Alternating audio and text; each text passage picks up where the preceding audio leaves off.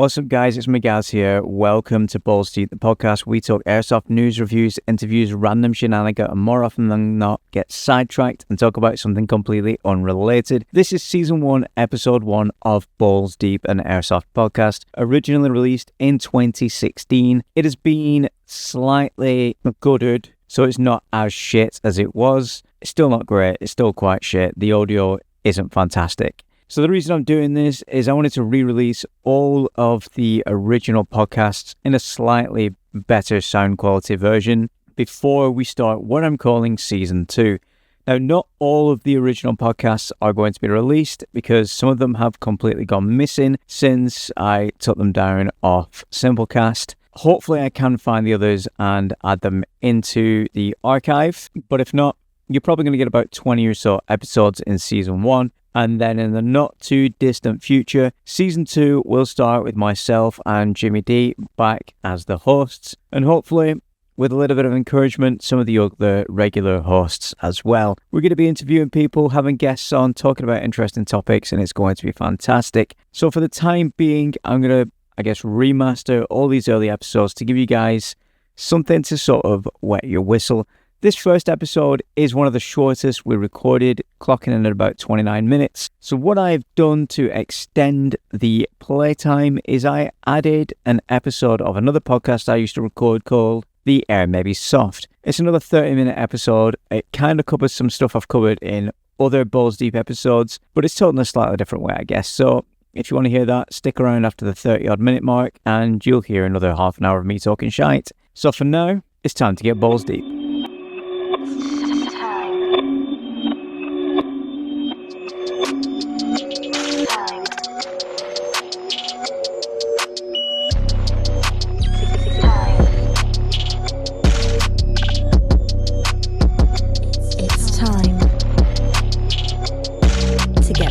Deep. Welcome to Balls Deep, the CBNPC TV podcast sort of video. Kind of. To start with. It's an experiment. We're just going to see how it goes. We've got a few questions we're going to work through, and should probably answer the questions again that we were talking about before. Like the stupidest thing we've done. Yes. And yeah. Oh, I've got a good one. Right, we're going to start off with what is the worst airsoft buy for you? Your phone's ringing. Worst ever? Yeah. The biggest waste of money, the biggest letdown, or just the shittest thing you've bought in airsoft. Oh, that's so easy. It is my Cybergun FN57. I so wanted to love that gun. The hopper went on it. The trigger, it's I don't know. It's well maintained, but the trigger is just, if you don't fire the trigger for a few days, the trigger pull is so stiff. It's almost like it's stuck on something. But I've stripped it. There's nothing that's getting stuck on. It's just cursed. Although you did break a window with it at one point. Oh well, yeah. When it fired, it was beautiful. But I don't think I've ever skirmished it once where I've gone for a full mag. Or just even, I've not even got through a full mag without it either jamming or not firing or misfeeding or it was 157 quid as well. So it's not like a cheap. No. It's not a budget. I thought, right, is it? I won't go cheap. I'll get something a bit more high end, and it's just totally coming biting me ass. So yeah. Is it like compatible with the Maru one? No, because it's CO2 mags, and they don't fit in. Because I was trying to give my CO2 mags away to someone who had a TM one. My good friend, I've forgotten his name, Graham. Good friend. Okay. Yeah, but he don't fit at all. So Sweet. How about yourself? Well, my official, I can without a doubt, Airsoft Innovations Tornado Grenade. What's wrong with that? Everything. Right, here are good things before everybody's going to be shouting, oh, not bad, they're great. They're not. I hear a lot of good things about the impact ones, and I've been killed by an impact one. I see. I've never been killed by some. Now you mention it. Yeah. So the impact ones, they go off as soon as they hit the floor. Oh, shit. Sorry, sound. Should probably not leave it there, should I? Be right. Right. So the impact ones, they go off as soon as they hit the ground. That's great. The timed ones, the mechanism is just So for those of you who don't know, a tornado grenade, I should have brought one with. I was messing with it before I came out. Picture here. Pardon me.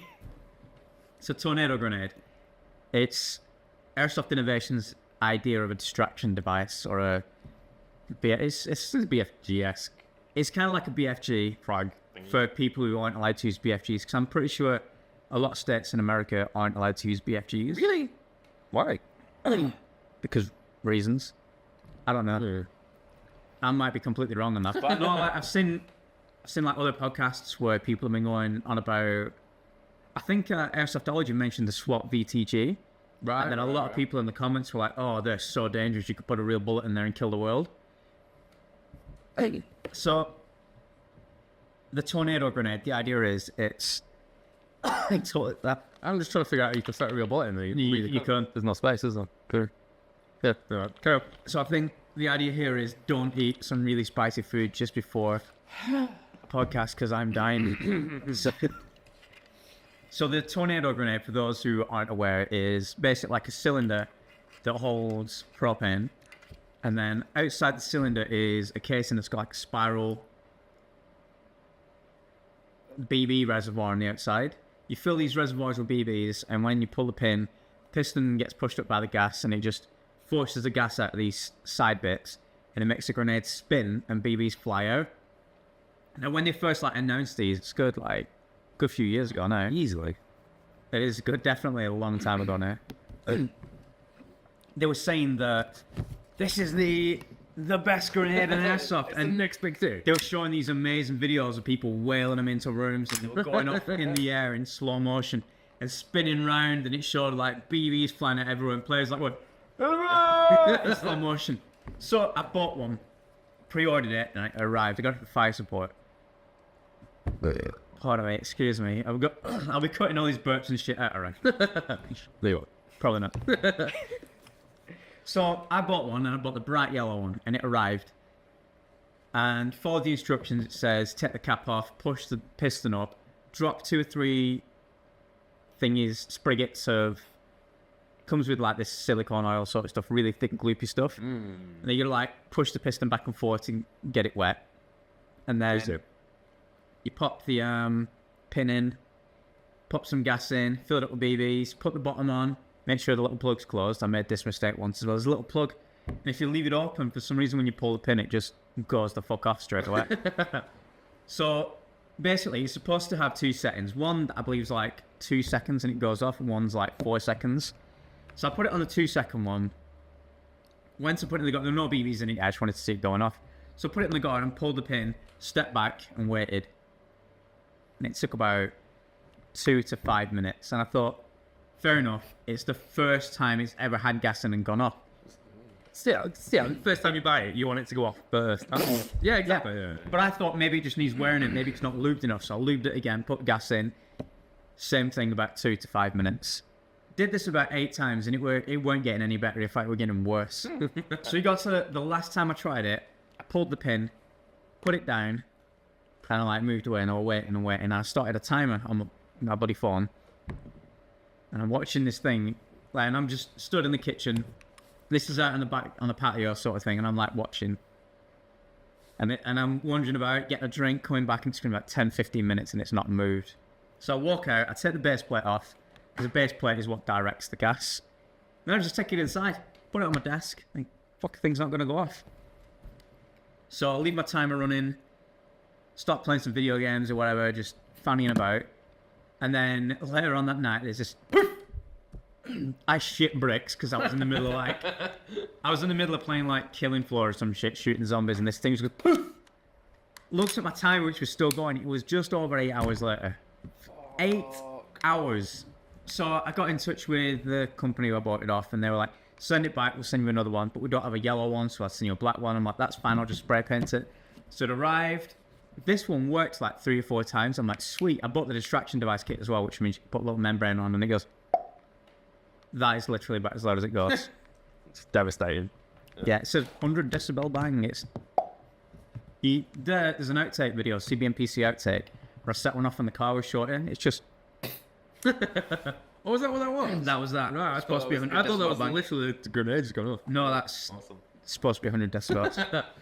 So it arrived, the second one arrived, and it worked a couple of times. I took it to a game, deployed it, it went in the room, and everybody's like, grenade, grenade! Waiting. Then they come back and start shooting again, kill me. I go and pick up the grenade, disarm it, nothing happens. So I just vent the gas out myself, load it back up, fill it back up. Next game, said to the marshal, right, nuts, I'm going to pop this tornado grenade now. It's probably not going to work, but if it does, nobody's going to know it goes off anyway, because it's like a mouse farting. So I said, we go in there and check it out. So he walks in, I pop it in, nothing happens, same thing. I'm like, fucking same thing again. But this time, it took about 2 to 5 minutes. So I threw the grenade in, everybody's like, grenade, grenade, run away. Then they come back to try and shoot me, and they're like, right next to this grenade. It actually went off. The only time I've ever got a tornado kill is because it took so long to go off, everybody forgot about it. It is the worst piece of crap I've ever bought. 80 quid. This is where when I told Shorty, I'm like, 80 quid is like, fuck off. I'm like, oh, 80 quid, like, fuck off. Not worth it at all. Don't get a tornado grenade.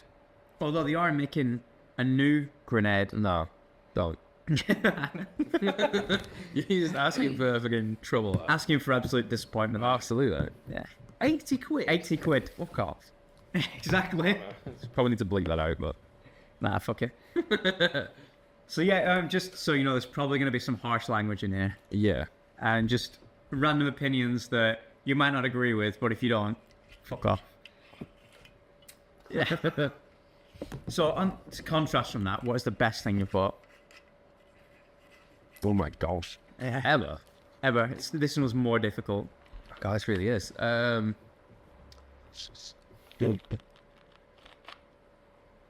I've been the most surprised with. Either the most surprised with, or the best value for money, or best performing, or has never let you down, or is just the best bit of kit you've bought.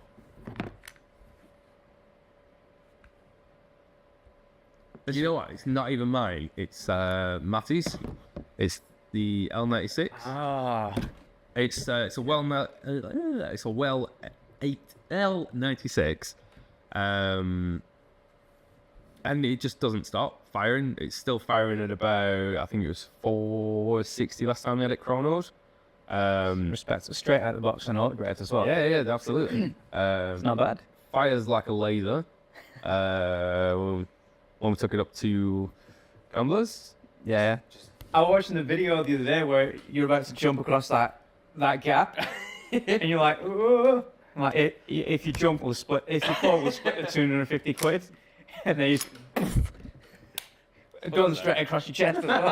Yeah, you can fall on it and everything. It doesn't break. Yeah, I agree with that. They're pretty tough, well built. Yeah. Brick shit houses. Yeah, I think about 149 quid. I think from Airsoft World, I believe at the time.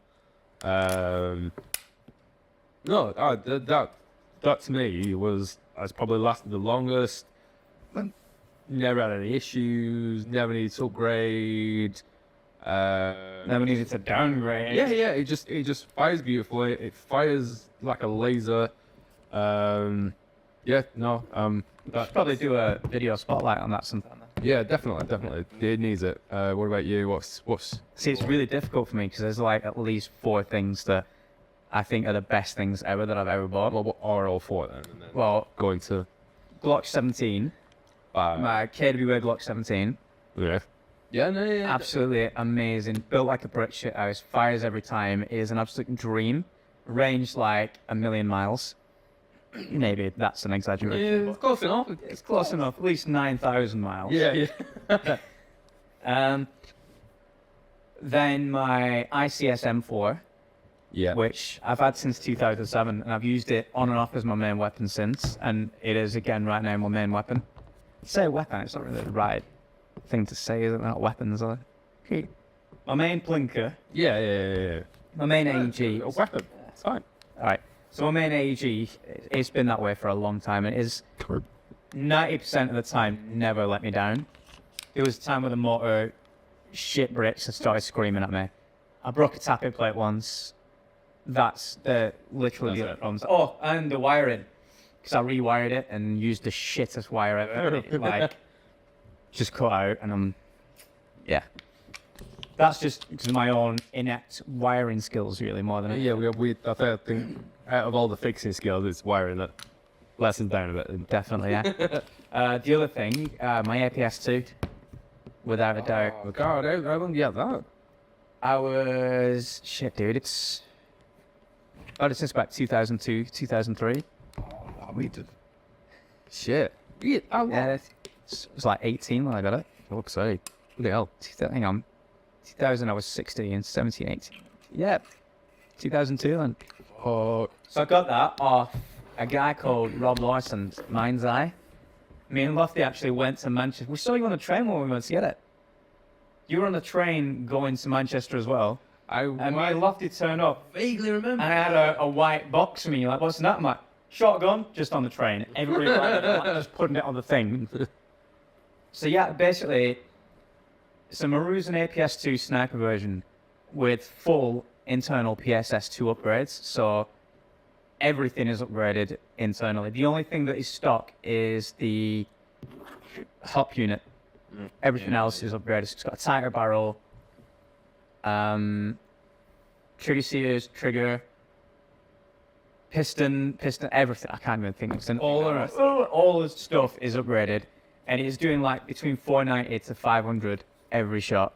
It is so consistent, and it has been an amazing. In fact, I used this.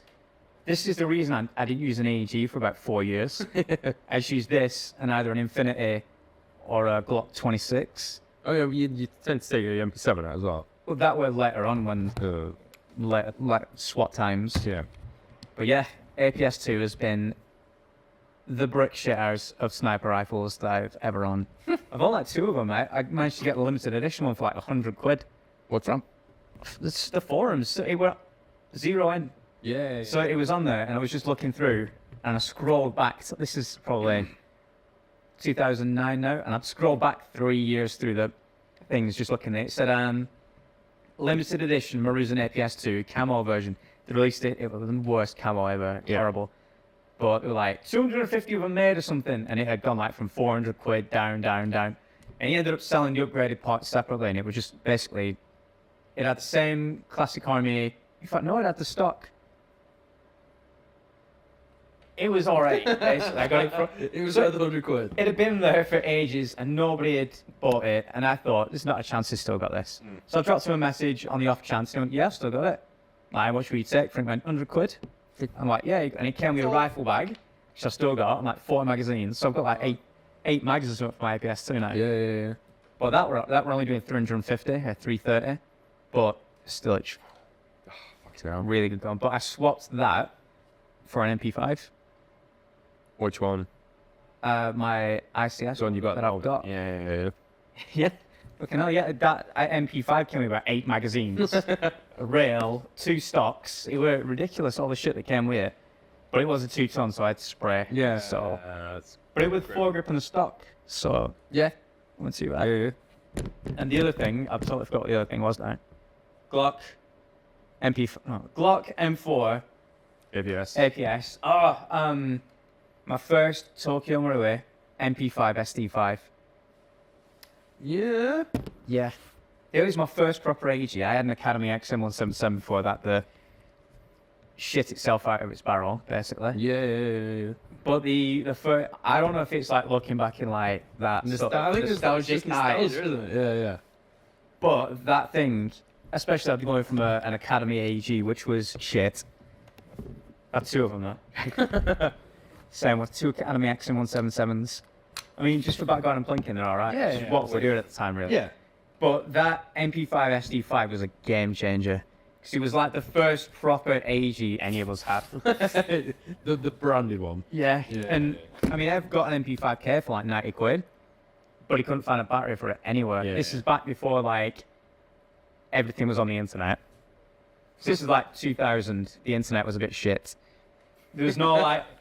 You had to go. What was it? Target Technics. So, Target Technics down the street, but they just sold like 12 gram BBs. That was it. Really expensive cans of gas.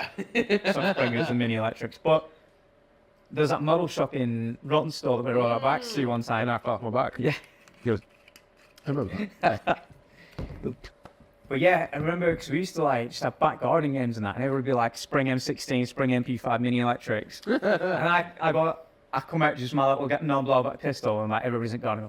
I'm gonna I'm just going for a wheel. I'll be right back, and come out with an MP5 and just fucking light everybody up. And they're like, "Where'd you get that from?" I'm like, "You right yesterday? It's amazing, isn't it?" Yeah, but yeah, looking back on it, it was absolute game changer. Loved it. Yeah, well, now you mentioned that, my first P90, my TMP90 was that was phenomenal. It never broke. It's the high caps were a bit wanky, but the standard was and then it was stuck when I had the suppressor on it. And So quiet. Yeah. I had the Sound dampening foil inside. and the gearbox. And you just all you could hear was literally just BBs whistling past you. Like my MP7. Yeah. But I don't know why I left the MP7 off the list. Again, Tokyo Marui, MP7. Phenomenal. The only upgrade I did to it were a longer Type barrel. Yeah. And then I put a can on the end, just this tiny stubby little suppressor. And from like 20 feet away, it's just like, that's all you can hear.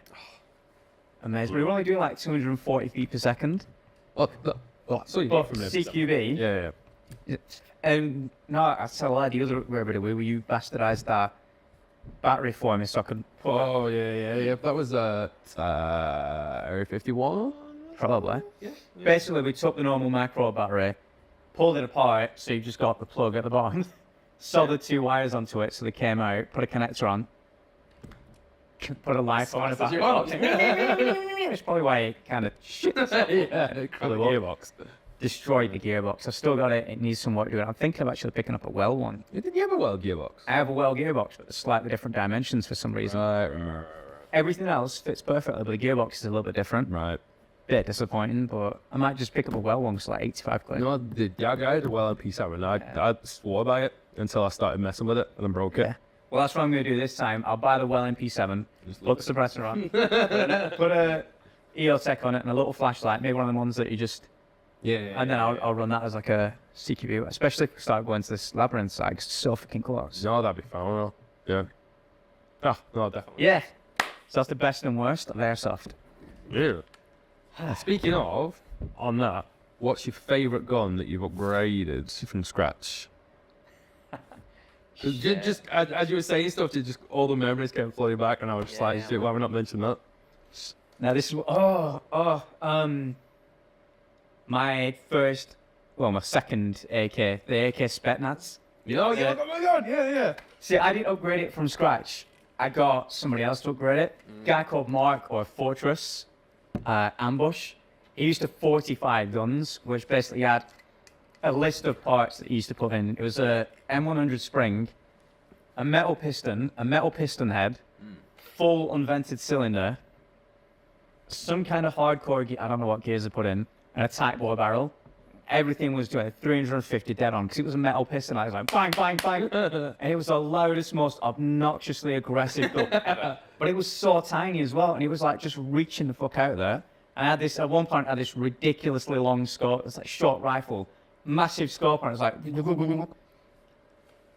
absolute beast, like 600 round mags as well. Ridiculous.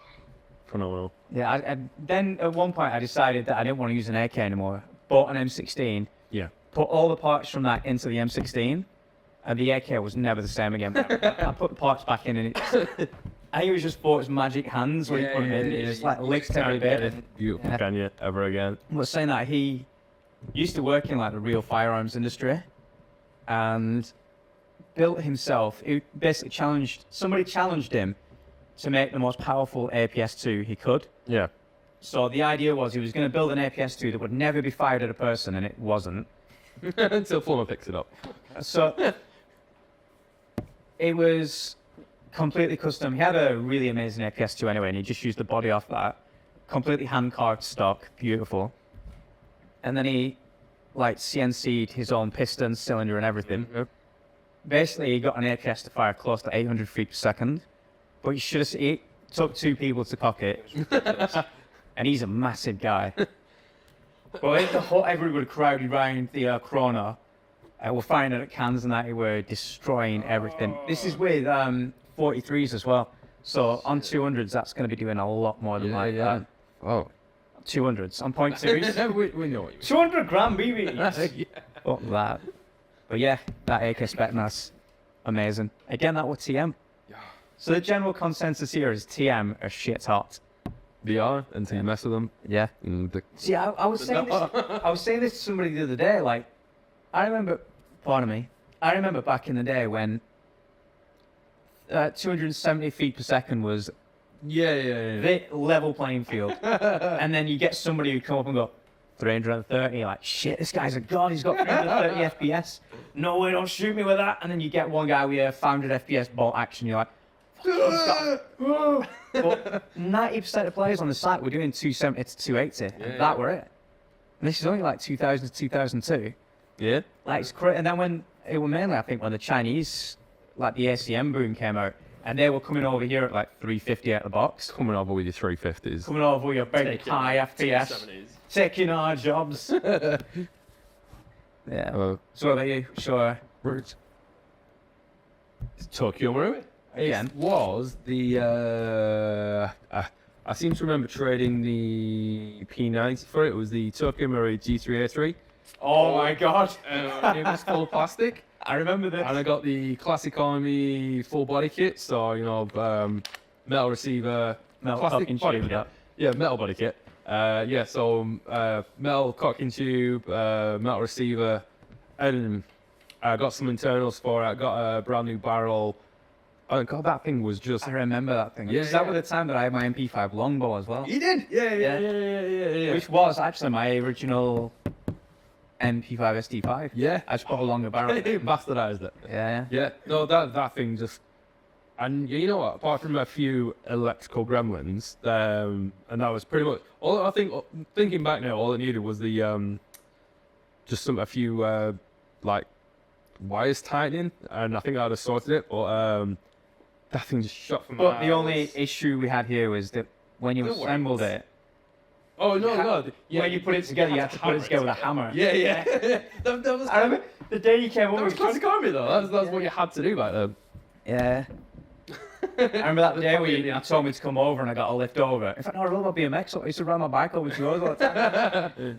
So, yeah, and we were just like, I was holding it and you were hitting it with a hammer. And I went, ah! Just trying to get the cocking tube on. Shit, man. Oh, that was phenomenal. Yeah. No, then that I just after because it went from being like a toy gun because it was all like super plastic that you could bend. Yeah. The G3 was so bend because it was so long. It was so bendy and then you just got. It was one where if you put the stock on the floor and hold the barrel, you can do this. Yeah. And it looks like when you do that with your pencil. Yeah. It just went from that to like being a real gun because of the weight and man, the feel of it, and that was my favorite ever upgrade. That. Have you had that scope on it? The 3-9 scope. And a bipod on it, and where did we go? It was a ambush, wasn't it? Yeah. Walking around with that, and it was M16A2, I believe. Yeah, that's the M16 that I bought. With a 2 or 3 on the bottom, and just not getting very far, and just being like, oh fuck this. Yeah. Hung over. Good times. Yeah, that's the M16 that I bought. Was it? Yeah. Oh, alright. That was phenomenal. That one. That I put metal. I completely rebuilt that gun from scratch because that were another one where you put stuff on the floor and do this and it wobbles like fuck. Yeah. So I put a Classic Army receiver on it, Classic Army metal gearbox, like the reinforced gearbox. Yeah. And I had to buy a one-piece hop unit because the receiver was different. Right, yeah. So every time I upgraded something, I had to change something. And it ended up completely, the only thing that were original was like stock. But I didn't have the original stock by the end because I got that janky, I think it's by a company called Just, like the sniper stock, where it had like a thumb hole in it. And you had to like unscrew the butt plates, put the battery in and that. And Yeah. And it was the cheapest, nasty, it looked amazing until you got it and it felt so shit. Yeah. Oh. I just thought of another worst gun now. Go on. G&G GR16. You're gonna have to juggle. It were a GR something, like a GR, whatever their M4 was. Yeah. Basically, it's G&G's M4. Where were you skirmishing it? I never got to skirmish it. Oh, right, with you. I'm gonna So- remember using that one. Exactly. So I bought it. I can't decide if I bought it brand new or second hand. But I bought it, and from the word go, it would not shoot an automatic. So it would just semi all the time, and I flick it on, it would just semi. And then I took it apart, checked everything. I took the gearbox out, Just put pistol grip on the gearbox and put the motor. Put it back in the body. Nothing. So bizarre, isn't it? So he got absolutely fucking cursed. So I ended up getting rid of it, put it on the forums, and I sold it for like 50 quid less than what I paid for it, whatever. Like, it's fucking janky as fuck. Doesn't fire an automatic no matter what you do, so whatever. This guy bought it off me, then sent me a message when it arrived on. I feel really guilty, mate. I'm like, wow, what's up? He goes, I got it out of the box and it just fires on automatic, it's fine. I'm like, oh, for fuck's sake. Just doesn't like you. Didn't like me at all. But it's rock solid, amazing feeling gun. Just See, I'd love to find a company that I'm happy with, that you get this rock solid feel and reliability. I know people probably always point towards RCX, but I'm still, I don't know, I'm not a fan of split gearboxes. No. Give us a version 2 any day, and I'll just, if someone could put a version 2 in something as solid as, say, like an RCS or something like that, I'd be happy. I should build something. Yeah. That's a project I'm thinking of doing. Building an M4 from scratch. Yeah. But it kind of evolved. Like I was talking to Elliot about it, because he was talking about building his SPR, and I wanted to build a DMR as well. Yeah. So it ended up, the project is going to be building an M4 DMR upper for my M4. Mm-hmm. So mine's rear wired, so all I need to do is pop the pins and then put this on. I'm going to MOSFET my gun so it's only 7. Because I've used automatic on that M4 in Forever. Forever? Yeah, we all do. It's SWAT, isn't it? my pocket. Business model, this. So basically, if I do that and then get an M16, I want to get the M16A4 with a RAS upper, put a big scope on it, and then Prometheus, Mad Bull, Black Pipe and barrel, because that's my definitive go-to barrel. Yeah. Shark fin, red hot rubber, and then an M120 spring in the, obviously do the upper gearbox up to fuck as well. Yeah. So then we can be like playing, hold on, I'm just going to go back into the DMR, just switch it over. You should just keep it in the back and just be like, I can't be asked carrying shit like that. Running through a doorway and get caught. But yeah, I think that's definitely one idea. See, I don't know where I want to go next, because I know I want an AK. I just don't know where to go. Have you seen the Magpul sort of AK? The really modern... Yeah. Give us a nasty old looking. The one I was looking at was on 01. Was the APS 74. The tactical, or there's the standard, or there's a U. I'm thinking just the standard one, but you can get like a weathered looking grip. You can get like the shiny, like orangey, yellowy, woody, laminated one. Yeah. Or you can get like a weathered one, and it just looks beat up to fuck. I think it looks awesome. I think that's probably where I'm gonna go. Some nasty looking. And I'll obviously sand the metal down and get it look beaten up. I think that'll look beautiful. Like your old AK-46.5. Yeah. I forgot about that. You know what? I completely forgot I had an AK. I was like, oh, I've never had an AK before, but yeah, shit, that wasn't a... How did that fire? That was only doing like 250 feet per second, but it fired for miles. I don't remember at all even using it, apart from up at the quarry. We used it at Jungle Way before we made Alamo. It just... Anyway. Yeah. So we've been going for like a half hour now, so I reckon we should probably end the episode here. So yeah. Probably have more subjects next time. Yeah. We can do another one in a minute, 'cause there's still other shit I want to talk about. Anyway, Elliot should be coming down soon, so I'm being commented on. Sweet. So, if Elliot comes down, we'll get him in on the next episode. Definitely. Right, so that's been episode 1 of, we call it Balls Deep, don't we? Balls Deep. Balls Deep. CBNPC TV's podcast, Balls Deep. I'm Magaz. I'm Des. Remember, kids, the air may be soft, but our balls are hard. I really don't know how to end this. I just stopped recording.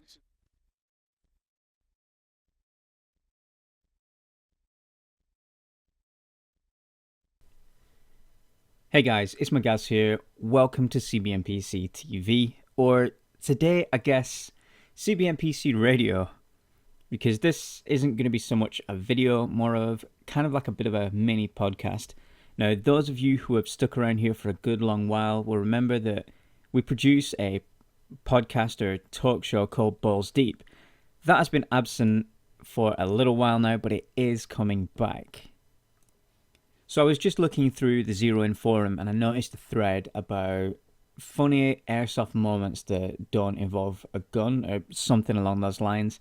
It's got a few posts and I thought, why not sit down and talk about a few funny accidents and situations that I've got myself into in the past. If you have listened to the Balls Deep podcast, you are probably going to have heard a few of these before, so sorry if I'm retreading old ground here, but I figured it'd be a funny little video to make, just of me talking about injuring myself and the way friends have injured themselves as well. So let's get straight down into it with an absolute old school classic. So we're going to go back to around 2002 for this first story, to a site called Dragon Valley. Now, I know a lot of you out there will have probably played at the new Dragon Valley site at Kerwin, RAF Kerwin. That's not the one I'm referring to. The one I'm talking about is the old school Boys Village Dragon Valley site. Now, this place was an absolute health and safety nightmare. I don't know how they managed to run the place without somebody making a lawsuit, but it was absolutely beautiful. The site itself was kind of like a holiday home or a holiday camp for the children of miners, I guess. That's not miners as in children, that's miners as in people who gone into the pit with like pickaxes and shit. So imagine just your basic sort of pontins or butlins campsite, and that's pretty much what we were playing in. Fantastic little site. It had so many quirky little features and it was great, and there was a fantastic community around it. Now, back in like 2002, it's 4 years before YouTube. Facebook wasn't around, so social media was in its absolute infancy, and seeing images and photographs and, God forbid, videos of an amazing site like this was an absolute rarity. And when I did, I'm like, guys, we have to go and visit this site. We got the team together. There were probably about 7 of us, I'd say, in this sketchy Fiat van, and we drove down there and we met the Dragon Valley staff. Fantastic group of guys. We had an amazing day. I played pretty much the whole day with a Spring Marui Benelli M3, and it was like probably about 15 aside, something like that. Very quiet, very intimate day, and it was my first proper experience of CQB, or fighting in an urban environment. It was absolutely amazing. Right at the very beginning of the day, we were taken on this tour around the whole site, and it was saying like, watch out for this, that's a bit dangerous, maybe don't go in this building over here because there's this, and that over there's a bit sketchy, but do what you want. Oh, and also, watch out when you come through this door, there's a 7-foot deep swimming pool on the other side, so if you do go running in there, bear that in mind. That's something you think would probably stick in your mind as to a major trip or fall hazard, but obviously it didn't with me. So, the last game of the day, it had gotten pretty dark, and our team was in the gym area.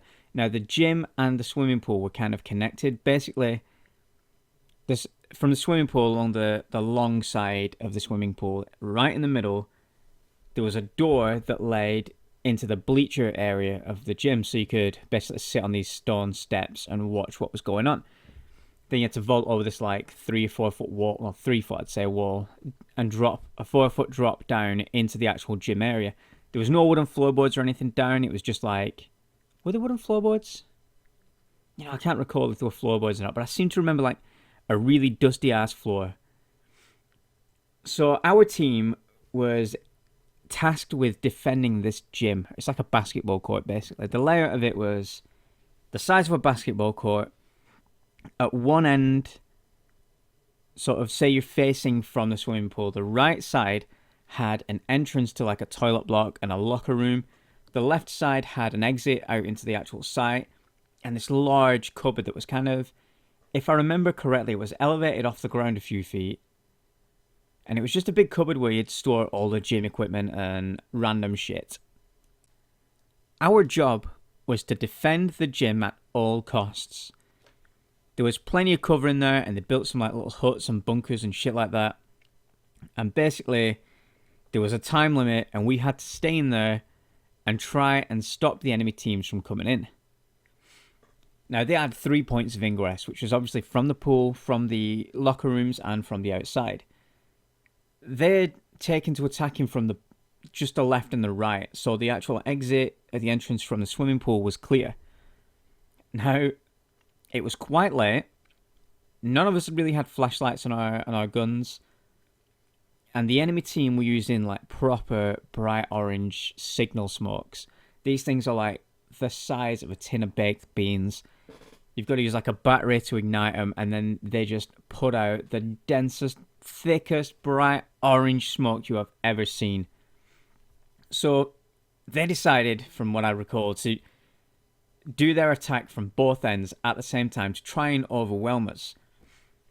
These smokes came in, the entire room was filled with bright orange smoke. Everybody was coughing, spluttering. We all had orange snot for days. But we were getting fucked, proper done over. So I decided it'd be a good idea to bug out into the swimming pool. Now the smoke had bellowed out through the swimming pool door. The whole next room, like the swimming pool, was all full of smoke. Everything was full of smoke. It was almost pitch black. So I ran to the cover. I remember being quite close to the actual side where the swimming pool was. And I scrambled up, ran up the bleachers, and there's tracer rounds coming through. This was the first time I'd ever seen tracer rounds. And they're like soaring past my head, soaring past everybody. I'm like, this is fucking amazing. But I've got to get out of here because I'm going to get shreked. As you can imagine, the adrenaline is pumping. Like, my heart is going crazy. I'm rushing, I'm running, getting up onto these bleachers, and I can hear my teammates going, hit, hit, hit. I'm like, shit, this is really bad. So I run straight out, and there's rounds coming for me now. They've obviously got a glimpse of what I was running to, and started firing at the doorway. So I was like hunkered down, crouched, running through this doorway, pitch black. And as I got through it, I'd run like 2 steps, and then in my memory, it's kind of like time freezes, and I was like, there's a swimming pool around here somewhere. And it was just, the next thing I recall was being in the bottom of the swimming pool with an agonizing, splitting headache, seeing stars, and feeling like I'm going to throw up. So basically, by the time I thought, yeah, I better watch out, there's a swimming pool, I'd already fell in head first, smacked my head on the pool floor. So I was like dizzy as fuck, and in this really weird, obscure position of being sat in the bottom of the swimming pool, collecting myself. And as I looked up, there was just smoke, like billowing over the top of the swimming pool. So imagine being in a room and looking up, feeling like you're stoned, and the ceiling being made out of clouds.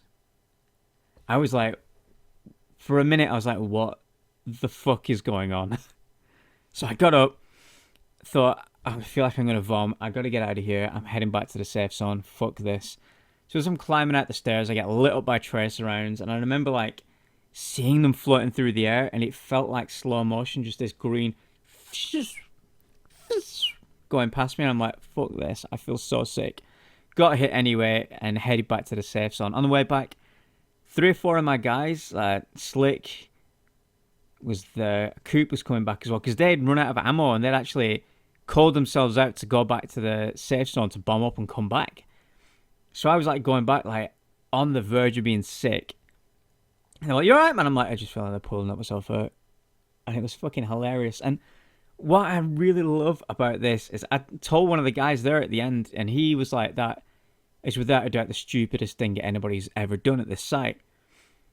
A few months ago, I was actually looking for pictures of the swimming pool so I was telling this story to somebody else, like another team member, and I was trying to find pictures of the swimming pool, so I searched like Dragon Valley Boys Village, and the Dragon Valley forums came up, and they were all talking about Boys Village site, and they were saying, oh man, you had a swimming pool? That's crazy, why can't we have a swimming pool at the new site? And one of the guys who was there said, because some idiot fell into it and knocked himself out and ruined it for all of us. That was me. Fucking great times. Absolutely love that site. The second time I went down there was, God, it must have been, I want to say 2004, because it had been a little, maybe before that, 2003. There had been quite a length of time in between the first time I went and the second time. Probably going to say 2003, actually. Which might make the first time I went 2000. Anyway, It's not important. So we went, and it was a really big game. It was the Dragon Valley Weekender, and all the big Airsoft celebrities were there. It was incredible. So back then, there were Airsoft celebrities, but not like the way they are now. We've got like Matt the Musketeer, Novrich, Bodjups, and Jet Desert Fox, all those sort of guys, because they're all like big YouTube celebrities. So the old school Airsoft celebrities were players that went to sites and made such a reputation for themselves that they became famous through word of mouth. And then this would grow and grow through the old Airsoft forums, which used to be airsoft.org, which was like the definitive UK Airsoft forum that evolved into ASUK, which was Airsoft Community United Kingdom, and then UCAN, which was United Kingdom Airsoft Network. And these sort of communities grew and expanded and then all disappeared. It's a bit sad, really. But anyway, this like weekend event was massive on all of the forums, and everybody's like, the Dragon Valley Weekender, it's going to be fucking amazeballs. And to be fair, it was. It was absolutely amazing. And all these massive Airsoft celebrities were down there. Like the one that stands out most was like bloody Silver Fox from Wasps. Now, Wasps were a pretty famous team back then themselves. In fact, guaranteed you have all seen one of the members of Wasps. Wasps, I think it was Wickham Airsoft Special Squad. Now, guaranteed you have seen one of these guys on the internet and not realised who he was. You've all seen the GIF video of, or the GIF image of the Stormtrooper dancing. Now, if you look closely at that, you'll see like a yellow triangle on his arm. That's the Wasps patch. That was one of the Team Wasps guys turned up to an Airsoft event dressed as a Stormtrooper, and he was dancing, and somebody made a little video of it and turned it into a GIF. Now it's world famous. Crazy, right? So all these guys were down there, and then there was like Animal Mother, who was an absolute crazy guy. Absolutely brilliant guy. What the fuck's his real name? I cannot remember his real name. He was just called Animal Mother on all the forums, and he had 2 M60s, so he earned the name. Anyway, and then there were the Old Blue, which was what we called airsoft.org, had a chat, sort of like an MIRC chat room called #Airsoft. Every night we'd all be on it. In fact, this is what I miss about the Airsoft community back then. We'd go to a game, we'd have an amazing day, and then when we get back, guaranteed like 15 or so people who were at that game would be in #Airsoft, just talking about the stupid things that happened during the day. But there were a group of us that were in there, like myself, Trap, Thorman, Melinde, there was a whole Hudson. There's a whole bunch of airsofters who were in there like every goddamn night until like 3 a.m. and we called ourselves the Insomniac Army. So all those guys turned up. Well, most of those guys turned up, and it was a huge thing. Like, no way, these guys who I talk to all the time, who I've never met, who are all at this massive Airsoft event. It was absolutely amazing. That was like my first experience of the Airsoft community from all over the country coming together at this one site and having an absolute balls deep adventure. It was brilliant. Like, there were some really obscure shit happened. Like, Silver Fox got drunk and decided he wanted his boot prints on the ceiling. Now, most normal people would probably take their boots off and stick them to the ceiling so it looked like the boots. But he was like, I think he got Animal Mother and Thorman, because they were like 2 of the tallest guys, to like grip a leg each and hang him upside down from the ceiling so he could like stamp his boot prints into the ceiling. But not only was it was over a fucking stairwell. There's like a 15-foot drop that would be like absolute death if he fell.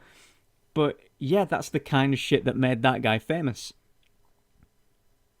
The whole rest of it, there was so much random shit that went on and so many moments that like we all still laugh about, but it was fantastic. So like CBNPC wise, there were 3 of us who went down, and this is the pre-CBNPC days, but there were still a group of us who played together, and 3 of us went down. There were myself, Ev, and Lofty. And we went down with Ev's dad drove us down in his car, and then he went to see some friends. And so, yeah, we had fantastic sort of event. And on the Sunday of the event, it was all like getting really hectic, and it was the second to last game of the day. It was the same game. We had to defend the gym. Now there were a lot more players there this time. There were probably about 30 a side, something like that. It was a really big, really exciting game. And we were holding this gym, and they said the plan was basically, if we get rushed and overrun, we make a run for the cupboard. So if we can get in the cupboard, it's really difficult for them to get in there and take us out. And we called it the Alamo. So the plan was, too many people get in, somebody shouts, Alamo, get to the Alamo. And we'd run there. Like, we'd like pepper pot down there, which is like fire while one person moves, then they grab some cover, then I move. You know, basic sort of fire and move idea.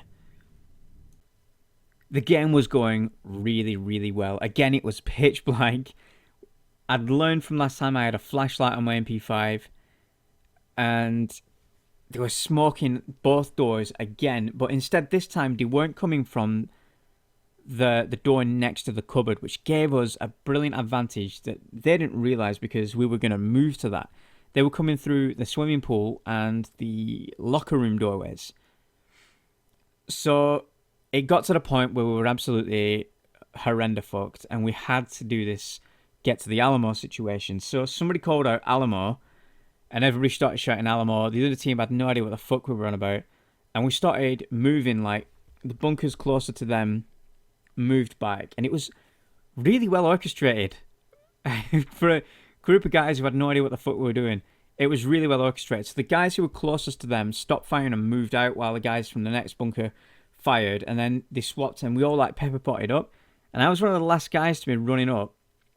And I start running, and this guy's firing past me. And now, the bunkers, they were like 3x2s, like, I'm sure they were like drilled into the floor or something. And then these bits of wood were like screwed into that. So it was basically like a bit of wood attached to the floor, essentially. Now, one of these was just a bit of wood stuck to the floor. I think the bunker had collapsed. I were running, very dark, very smoky. I'm keeping my head down, just getting no tracer rounds. It was absolutely amazing. And I trip over this bit of wood like a 3x2 attached to the floor, and flew straight forwards and hit my right knee on this, what I imagine is the only brick in the entire room. And immediately this electric fire fucking sensation goes. In fact, I think it was just below my knee. This electric, fiery, horrific sensation goes right up my leg and puts me on the ground. I'm like, oh my god, I think I've just broke my leg.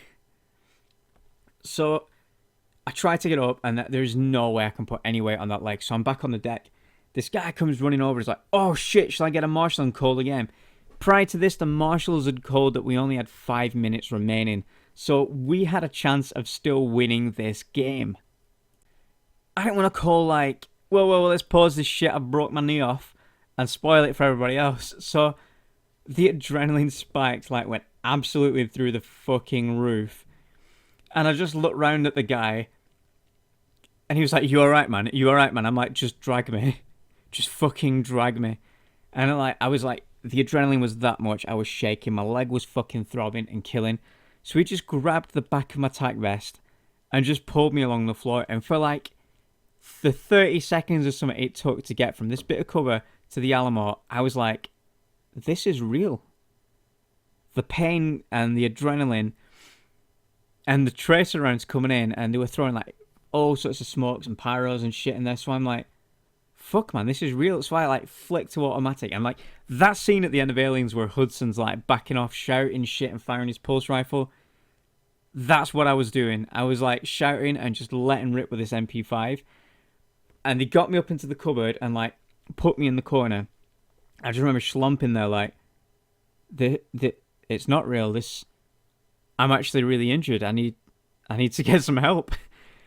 The adrenaline just like went from being through the roof to like, nope. And then I'm like, shit, I'm in trouble here. And the pain just like exponentially increased. Felt like I was going to throw up again. My leg was fucking throbbing.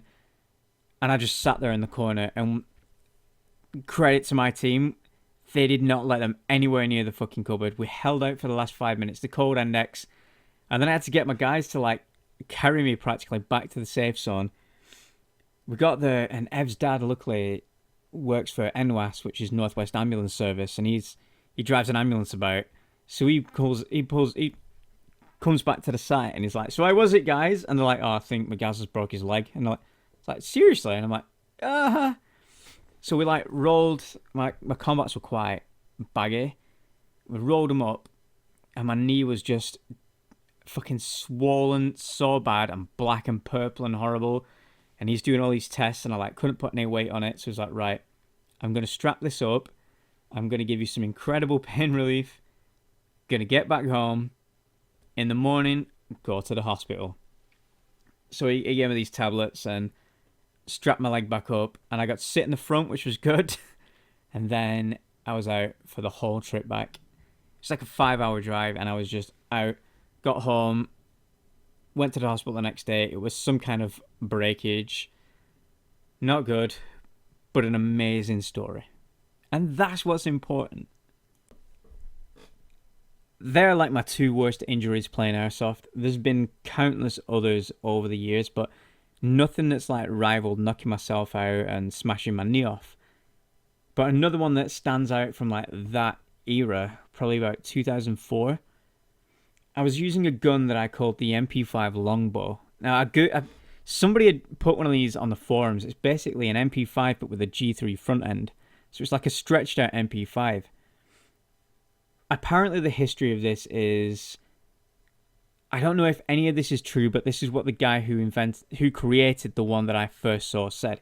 He said the LAPD SWAT teams wanted an MP5 that they could use for longer range shooting. Like, why don't they just use like a G3? Just makes sense. But anyway, so they basically modified an MP5 with a longer barrel and a G3 sort of front end. I don't know if that was true or not. It was what I was told, and I fell in love. I'm like, I've got to put a G3 front end on my MP5. So I did it. Absolutely loved this thing. Everybody was like, "What the hell is that?" I think it was an MP5 longbow. Really weird gun, and it's basically like a 9mm G3, and everybody's like, "That's fucking pointless. Why would you have 9mm on a G3? You're not bad." I'm like, well, it doesn't really matter, because it's 6mm, really, isn't it? You know? But anyway, I was using this gun for ages, and it was doing like dead on the limit of the sight. I had this big 3-9x40 scope on it, and it was absolutely fantastic. It was the best AEG I'd ever used up until that point. The fucking rounds went for miles. Well, I say miles. It's probably about 70 meters, which was incredible at that time for an AEG. So this one time, I was all like camoed up. I had like scrim net all over me. The gun was kind of a little bit wrapped in scrim, and we were trying to take out one of the Zulu Troop snipers. Now, Zulu Troop were a massive, massive team back then. Like the North's biggest team.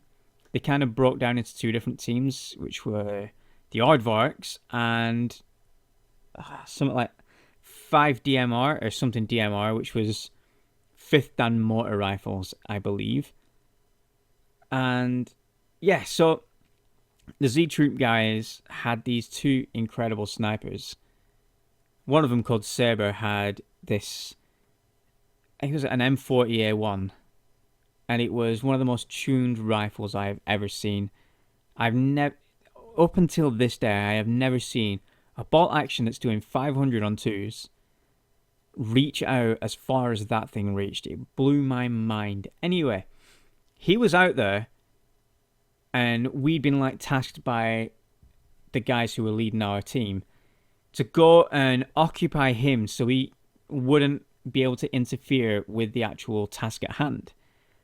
I have no idea what the hell that task at hand was, but we had to basically just keep him occupied. I took this as, "Hey, Magaz, you've got a long-range rifle. Try and kill this motherfucker." I'm like, "Yeah, sweet." So we'd been hunting him for a little while, and his position sort of pinned down. We were like exchanging fire. He had a spotter with him I want to say it was Hudson with his fucking MC51. Now, Hudson was an absolute ball case. Brilliant guy. He had this MC51 with no stock on it. The fastest firing gun I'd ever seen at that time. And he had this mad fucking muzzle brake on it, which was noisy as hell. And he had the original C magazine that you could get for the MC51. And basically, it was just a machine gun, for lack of a better word. And he just used a... So, myself and like the guys were trying to push Sabre back. And we had a lot of incoming fire and then some very fucking accurate fire from Sabre. So there were, I think there were 4 or 5 was like pepper potting between trees. And we were pushing them back and pushing them back. And I started running. And I had my MP5 shouldered. Because I'd fired. And then I was pushing forwards about 15 meters towards this other tree. So I had the rifle shouldered but lowered, and I tripped. And I completely lost my footing and flew forwards. There was nothing I could do to stop myself. So my MP5 was shouldered, and the barrel of the gun hit the stump of this tree, or the trunk of this tree, and basically took all of my weight on the structure of the gun. I heard a crunch, but like sort of picked the gun back up, and it seemed solid for a minute, and I flicked it onto automatic and started firing down range, and my fucking rounds were just going everywhere. Like, it was reasonably accurate, and it was really good, but they were just going like left, right, up, down, all over the goddamn fucking place, and I'm like, what the hell? So I just like lowered the gun down to like signal to one of my guys, like, I'm fucked up here, the gun's knackered. And when I look back, the front end, like the cocking tube, all that had just slid off the gun. It was on the floor. So I was stood there with an MP5 with like a massive barrel in it, just swinging loose. Now the barrel wasn't even completely in because the hop up had just obliterated. It was in like 8 pieces. It was just shards of plastic. The 2 lugs that are on the Marui MP5 receiver that attach the cocking tube had snapped off and were still attached to the cocking tube, and they're pretty much the only thing that holds that entire thing on. So I was there with this gun just in fucking bits in the middle of the woods, like, now what do I do? Fuck no. So I had to get my M93R out and just try and... I ended up getting killed, going back to the safe zone, packing that away and coming out with a Benelli M3. That was the first time I played with a spring shotgun in the woods, and it was loads of fun, but I was outranged and outclassed, well, outranged but not outclassed, should I say, by everybody on the site with an AEG. Loads and loads of fun. But yeah, in the end, I rebuilt the MP5 from scratch. Metal receiver, metal cocking tube. It was solid as a fucking rock. And it went on all the way through its life until the gearbox died. And then I just turned it back into a normal MP5. So, yeah, that's that. This puts us almost at the half an hour mark, and I reckon that is a pretty good time to close this off. So there we have it. Season 1, Episode 1 of Balls Deep in Airsoft Podcast. Thank you for listening. If you enjoyed it, hit like, leave a comment, and ask any questions you want down below. Or if you're listening to this in the future when it is back on the podcast circle, on Apple Podcasts or Spotify or wherever the fuck you're listening to this to, you can get in touch at bdeeppod@gmail.com, or you can go onto Instagram at bdeeppod. Send us your questions, any topics you want us to get up to our nuts and the guts of, or any guest requests. Send them over there and we will do our best to sort that shit out. If you want to support the podcast, share it with your friends. And if you want to support monetarily, go to patreon.com/cbnpc and throw some wing-wangs our way. For now, I've been Magaz. Thanks for listening. I'll see you in the next episode.